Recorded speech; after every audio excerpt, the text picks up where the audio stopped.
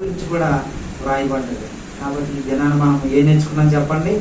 ఒక ఇంటిలో ఉండేటువంటి స్త్రీ గురించి, లేదా ఒక గృహంలో ఉండేటువంటి స్త్రీ గురించి కానీ, లేదా ఒక స్త్రీ గురించి మొత్తం మీద ఇంట్లో ఉండొచ్చు, లేదా జాబ్ చేసుకోవచ్చు, వ్యాపారం చేసుకోవచ్చు, ఏదైనా పని కూడా చేసుకోవచ్చు. ఒక స్త్రీ గురించి ముఖ్యంగా వ్రాయబడింది ఏంటంటే ఆమె ముత్యము కంటే కూడా అమూల్యమైనది. ఎప్పుడు అంటారు?